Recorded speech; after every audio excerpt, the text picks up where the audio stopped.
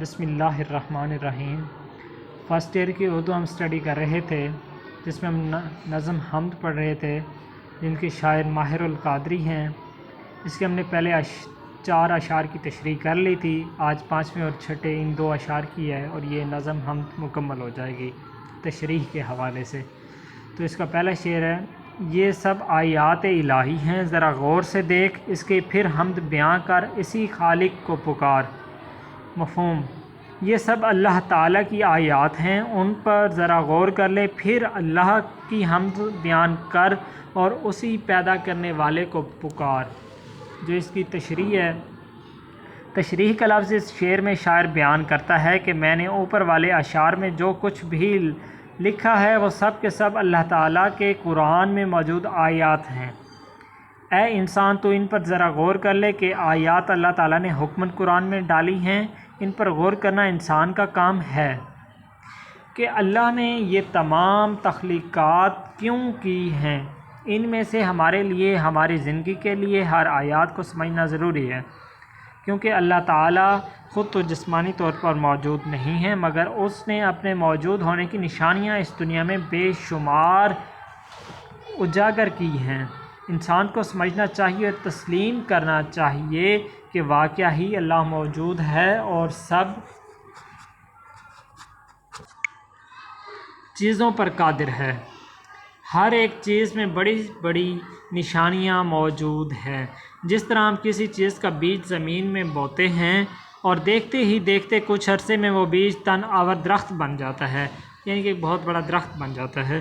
یہ اللہ تعالیٰ نے کے ہونے کی بہت بڑی نشانی ہے۔ انسان کے لیے سب سے بڑی نشانی انسان کی اپنی پیدائش ہے۔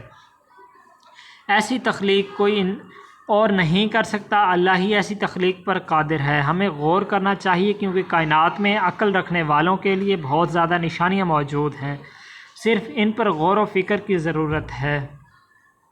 ان سب نشانیوں پر غور و فکر کرنے کے بعد ہمیں پھر اللہ کی حمد و بیان کرنی چاہیے، اس کی تعریف کرنی چاہیے، اس کی عبادت میں مشغول ہو جانا چاہیے۔ اللہ کی تسبیح میں ہمیں کوئی کمی نہیں لانی چاہیے اور اسی پیدا کرنے والے کو پکارنا چاہیے، اور جب ہم ایسا کریں گے تو ہمارا یقین رب پر اور پختہ ہو جائے گا، رب پر اور زیادہ پختہ ہو جائے گا۔ اسی لیے عقل کو استعمال میں لاتے ہوئے ہر نشانی کو غور سے دیکھنا چاہیے۔ کوئی تو ہے جو اس نظام ہستی کو چلا رہا ہے، وہی خدا ہے، وہی خدا ہے۔ یہاں تک شعر نمبر 5 مکمل ہو چکا ہے۔ اب اشعار نمبر جو 6 ہے، شعر نمبر 6 ہے، اس کی طرف چلتے ہیں۔ تو یہ شعر نمبر 6 ہے: اس کی زنت کے نمونے ہیں وہ نقط و ہو کے رنگ، صنعت یعنی کہ اس کی کاریگری، نقط و رنگ ہوا یا رنگ، اس کی قدرت کے کرشمے ہیں خزاں ہو کے بہار، خزاں ہو یا بہار ہو، یہ سب اس کی قدرت کے کرشمے ہیں۔ اس کا مفہوم: اللہ تعالیٰ کی کاریگری کے ہی نمونے ہیں وہ ہوا ہو یا رنگ، اسی کے ہی قدرت کے یہ کرشمے ہیں خزاں ہو یا بہار۔ اس کی جو تشریح ہے وہ کرتے ہیں، لاسٹ شعر ہے۔ تشریح کا لفظ بھی اس شعر میں شاعر اللہ کی وحدانیت بیان کرتے ہوئے کہتے ہیں کہ ہر طرف اللہ ہی کی کاریگری نظر آتی ہے۔ وہ ہوا کا چلنا ہو، باقی چیزوں کی رنگت، ہوا کا آہستہ چلنا اللہ ہی کی قدرت ہے، ہوا کا تیز چلنا اللہ ہی کے حکم سے ہے، ہوا میں ٹھنڈک کا احساس اللہ ہی کی قدرت کا نتیجہ ہے، ہوا میں گرمی کا احساس اللہ ہی کی بدولت ہے، اسی طرح ہوا کا آندھی کی شکل میں تبدیل ہونا اللہ ہی کی قدرت ہے، اسی طرح دنیا میں مختلف چیزوں کا مختلف رنگوں میں بھر جانا اللہ ہی کی کاریگری ہے۔ اس ہوا میں اور ساری رنگت میں اللہ ہی کی شان دکھائی دیتی ہے۔ اسی طرح خزاں کا آنا اللہ کی بہت بڑی نشانیوں میں سے ہے، جس میں تمام درختوں کے پھول پتے جھڑ جاتے ہیں، اور اسی طرح خزاں کا پھر بہار میں تبدیل ہونا کہ دوبارہ سے ہر طرف پھول، ہر پودا سرسبز و شاداب ہو جاتا ہے۔ یہ اللہ ہی کی قدرت ہے، اللہ کے سوا اور کوئی بھی ایسی تبدیلی نہیں لا سکتا۔ یہ سب چیزیں اللہ ہی کے حکم کے پابند ہیں۔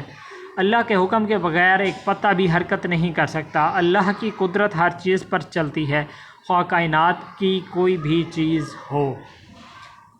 یہ ہماری فرسٹ ایئر کی اردو کی ایک نظم کمپلیٹ ہو گئی ہے تشریح کے حوالے سے۔ انشاءاللہ اس کا نیکسٹ جو حصہ ہے مشق ہے تو اس کو کریں گے نیکسٹ لیکچر میں۔ اگر کوئی چیز سمجھ نہیں آتی آپ کو تو آپ وہاں پہ روک کے اس کو دیکھ لیں، اس لیے میں نے ساتھ ریڈنگ کر دی ہے کہ اگر لکھائی آپ کو سمجھ نہیں آتی تو آپ غور سے دیکھ لیں، ایک بار سن لیں مکمل، پھر آپ کو سمجھ آ جائے گی۔ پھر آپ اس کو اپنی زبان میں بھی لکھ سکتے ہیں، خود اس کو لکھ سکتے ہیں۔ آپ تمام دوستوں سے گزارش ہے کہ چینل کو لائک اور سبسکرائب لازمی کریں اور گھنٹی کے بیل کو بھی دبا دیں تاکہ ہر نیو آنے والی ویڈیو آپ تک پہنچتی رہے، تاکہ آپ کا کوئی بھی لیسن، کوئی بھی لیکچر مس نہ ہو اور آپ کی اسٹڈی پر کوئی افیکٹ نہ ہو۔ بہت شکریہ، مہربانی۔